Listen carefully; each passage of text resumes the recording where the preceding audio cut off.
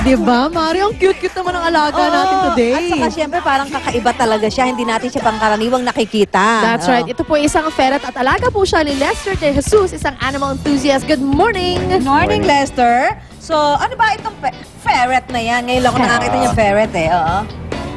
Ano yung ferret? Pakidescribe mo nga siya. Itong Anong klaseng ferret animal is ito? domesticated animal siya. Oh, talaga, domesticated siya. Family siya ng Squirrel? Skunk? skunk, squirrel. Closely related siya doon. Okay. Tapos ginagamit siya dati for hunting ng rabbits. Ah, talaga? Okay, oo. Tapos, Bakit mabilis tumakbo ba yan? malakas kasi ang scent nila eh. Nag-hop. Pag amoy nila. Tumatalon ba siya? Nag-hop. Nag-hop din siya paminsan-minsan. Alam mo, Susan, ito yung mga, itong si Will Ferret actually pangalan, di ba? Yes, Will Will Ferret. Ferret. Yung ganyan yung nasa pelikula na Along Came Polly, yung alaga ni, yung guy doon. Anyway, yung artista na pala yung mga ganyan, ano? Sumisikat na siya. Okay, so anong gano'n naman kahaba yung lifespan niya? Sa wild, 6 to 8 years. Tapos, Pag in domesticated? captivity, minsan umabot sila ng 12 years. Mas matagal. Mas matagal. Okay. Ano naman ang mga pagkain niya? Hindi ba yan mahirap i-manage? Ganyan? Parang pag-alaga lang siya ng dogs, at mga hamsters, gano'n.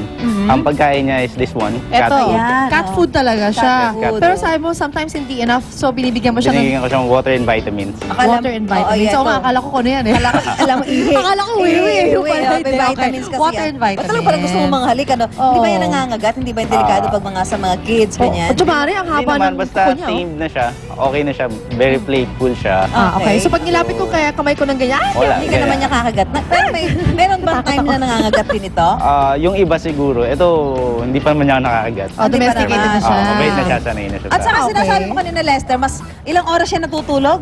18 to 20 hours a day Ay, siya Diyos me. matulog. So, buti na pala gising siya ngayon. Ginising natin siya, no? Sige, so, magkano yung ganito? If I want to, gusto ko mag-alaga ng ganyan. Depends dun sa color, price range ng mostly 20 to 40,000. Depende sa color. Depende Or sa- ganyang color, magkano? Ito kasi nakuha ko for 25 pero minsan mas mababa pa siya. Oh, well, nasusuklihan ka naman ng pagmamahal, I'm sure, ng ferret po. Uy, maraming salamat, ha? Thank you, Lester. Salamat. Hindi na ako naniniwala ng tulog ay nakapagpapalaki. Kasi ito mo, 18 to 20 hours, di ba, lumalaki. Iba lumalaki sa kanya. Lester, thank you very much. Thank you. Siyempre si Lester po, isang animal enthusiast. So, Milene, ikaw gusto mag-alaga ng ferret? Bukas na lang siguro. Balik ko agad ang unang hirit. Ferret.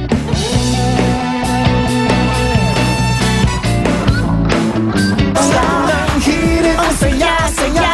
Sa unang hirit, unang hirit. Ang ibang pangunahing sakit tulad ng stroke, diabetes, heart disease, cancer, at Ang hirit, mission totoo. Ang unang hirit. Our stadiums are still filled with fans and our parks full of children playing ball. Our airports hum with travel and our buses and subways take millions where they need to go. And families sit down to Sunday dinner. And students prepare for school. Ang nakita niyo po ay live na kuha mula sa Kennedy Center sa New York City kung saan nagbibigay pa ng talumpati si US President Barack Obama kaugnay sa paggunita ng ika-10 anibersaryo ng 9/11 terror attacks. Alright, happy Happy birthday. 21st birthday kay Abby Valdepeñas from the GMA Library Peeps. News Library. Okay. Hi, Rhea. Dr. Tuazon at ang kanyang girlfriend, good morning. Good morning. Thank you sa pagtambay, mga igan. Makita-kita muli tayo bukas dito lang sa Unang Hirit! Ang programang ito ay inihatid sa inyo ng Mercury Drug, gising 24 oras sa mga piling lugar. Mercury Drug, tumutulong para sa kalusugan ng bayan. Sa Mercury Drug, nakasisigurong gamot ay laging bago.